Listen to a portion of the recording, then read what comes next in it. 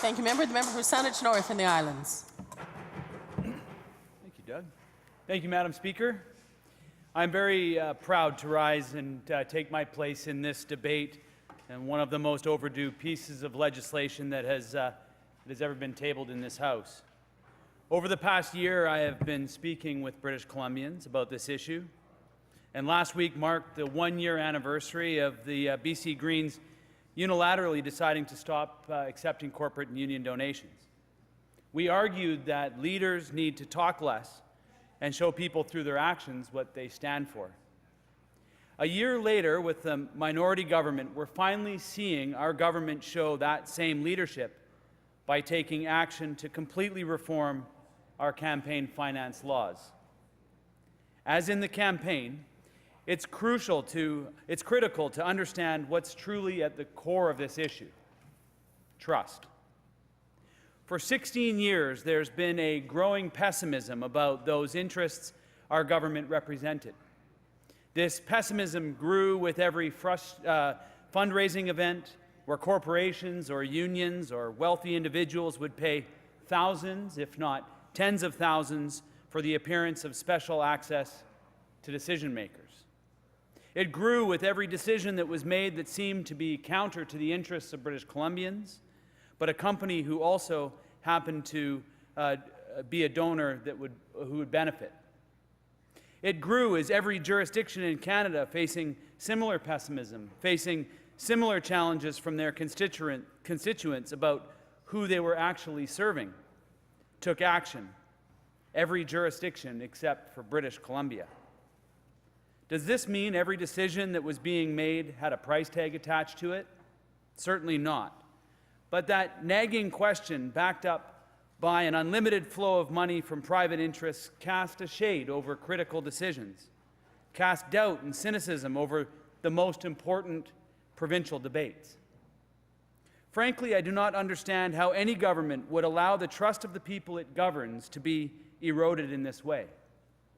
In the 21st century, with the changes to our economy and our society, there is nothing that is more important than ensuring that we have the trust of British Columbians.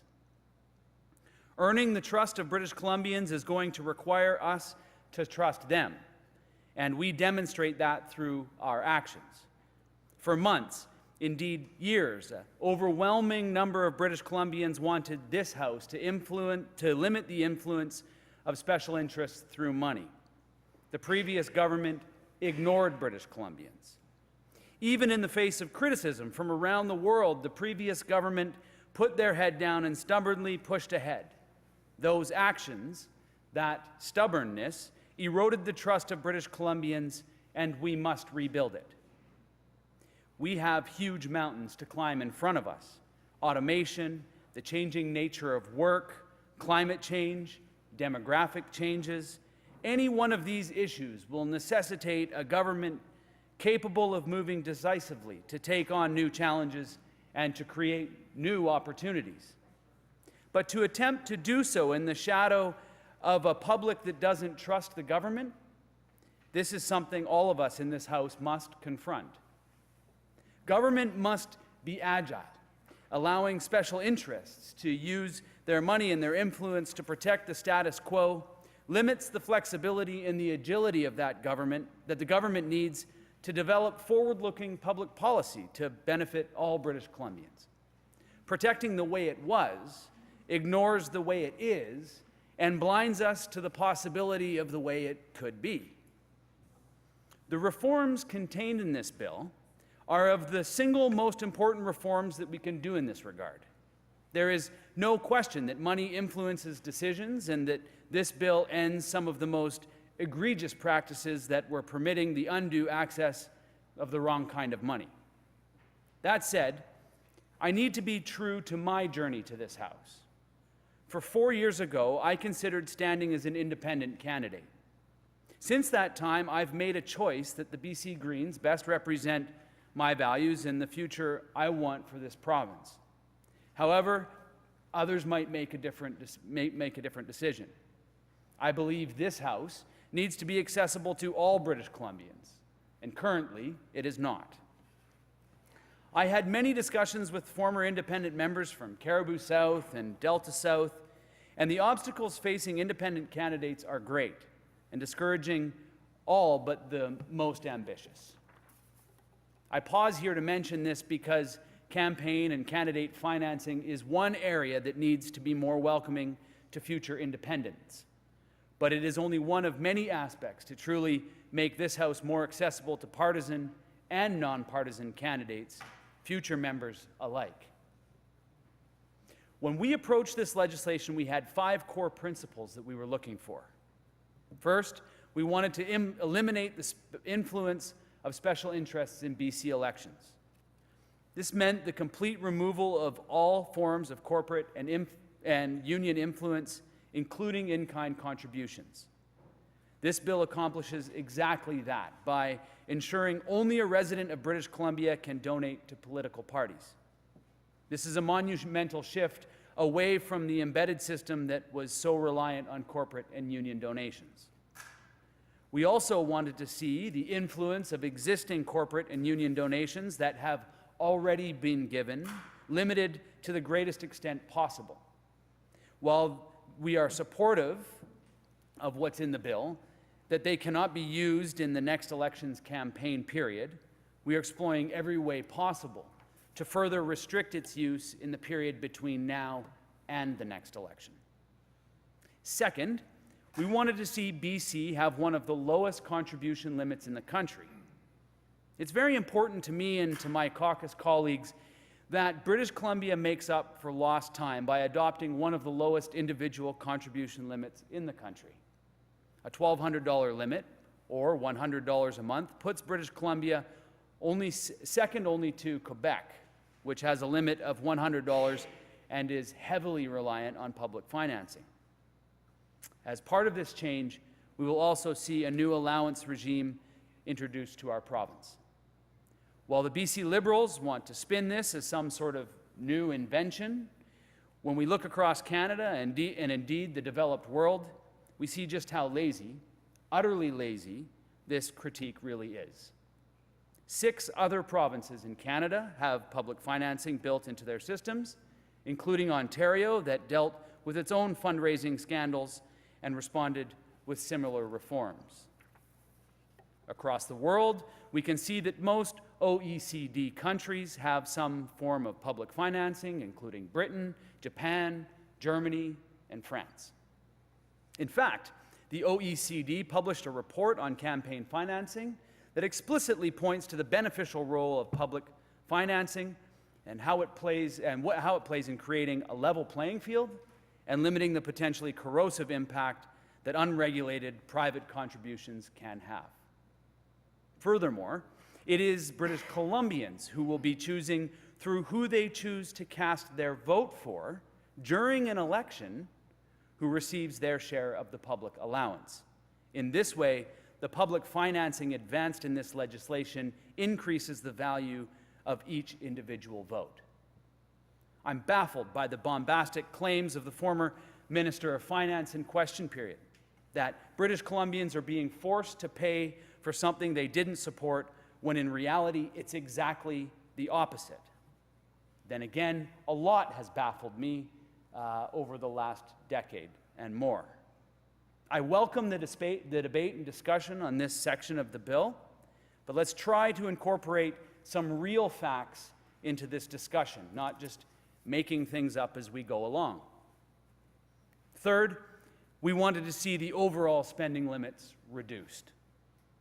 I don't believe that the increasing cash being used in election periods, whether from a political party or a third-party advertiser, was being used to better inform the debate.